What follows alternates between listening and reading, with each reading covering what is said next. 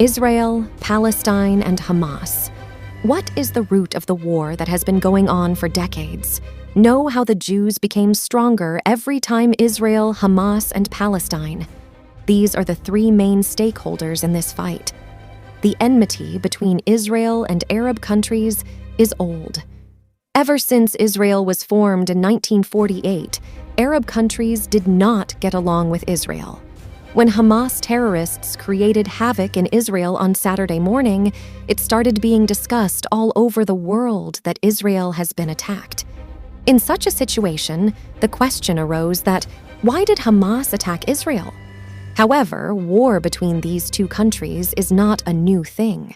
Statistics show that whenever Hamas has attacked, they have suffered more losses. Hamas, Israel, and Palestine. Let us understand what is the whole matter of this war: Israel, Hamas, and Palestine. These are the three main stakeholders in this fight. The enmity between Israel and Arab countries is old. Ever since Israel was formed in 1948, Arab countries did not get along with Israel. The result of which was that the United Nations two-state plan could never be implemented. The two-state plan was made by the United Nations to end the dispute between Palestine and Israel, in which there was provision of Israel for the Jews and Palestine for the Palestinians. But history is witness to the fact that whenever Israel was attacked, Israel gave a befitting reply. Not only did he reply, but he also strengthened his position. Be it the Six-Day War of 1967 or the Arab-Israeli War of 1973, Israel kept increasing its size geographically in every war. The Palestinians' land kept slipping. By the 1990s, a period of negotiations began between Israel and Palestine.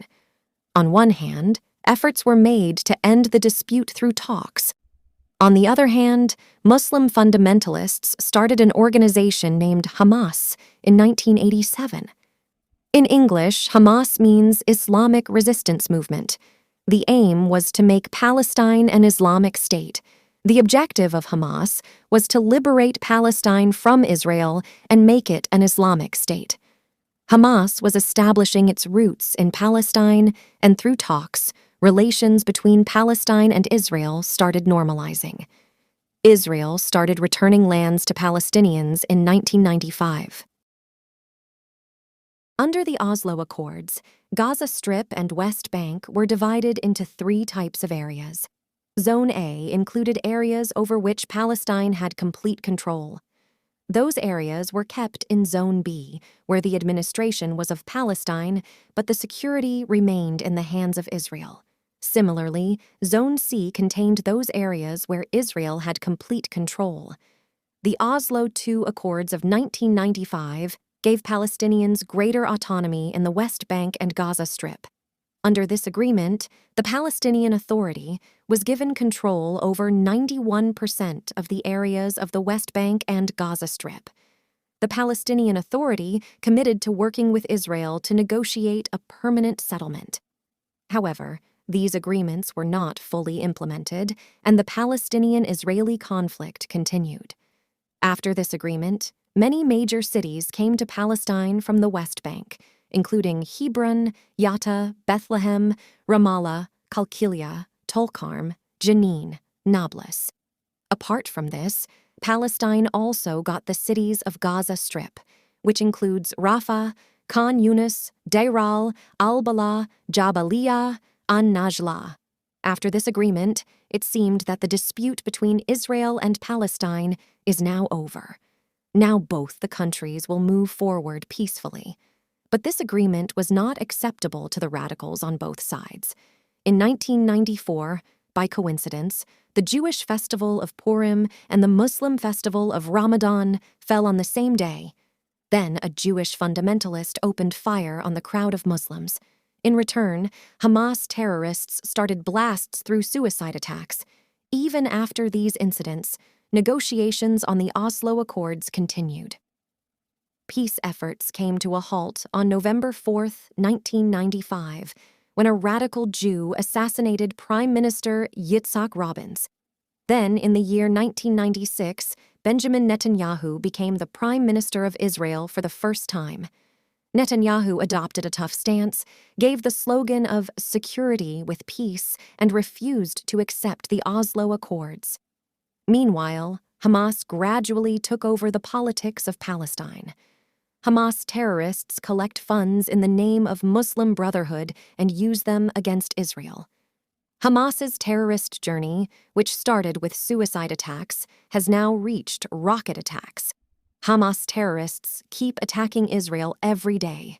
Israel surrounded by Arab countries. If we look at the map of Israel, it is a country which is surrounded by Arab countries from all sides. Lebanon and Syria are present to the north of Israel.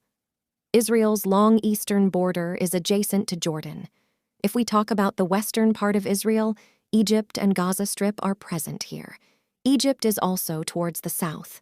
The famous West Bank is present on the western border of Israel. Jerusalem is present on the edge of this West Bank, which people of three religions consider as their holy place. Apart from this, the vast Mediterranean Sea is situated on the eastern border of Israel. Talking about the eastern border of Israel, first of all is the 41-kilometer Gaza Strip, followed by cities like Ashkelon, Ashdod, capital Tel Aviv, Netanya, Haifa, and Nahariya on the seacoast. The biggest attack of the century. The rocket fired by Hamas on Israel on October 7, 2023, is the biggest attack of this century. In a program on Al Jazeera television, a Hamas spokesperson said that this attack on Israel is a message to Muslim countries to give up efforts to normalize relations with Israel. Hezbollah supports Hamas. Let us tell you that there are many religious places in the West Bank which are claimed by both Jews and Islamists. Most of such areas are occupied by Israel. Hamas wants to snatch those areas from Israel and create an Islamic country. Because the matter is religious, the terrorist organization Hamas also gets support and funding. Organizations like Hezbollah also support Hamas in misleading the youth in the name of religion and carrying out terrorist attacks on Israel.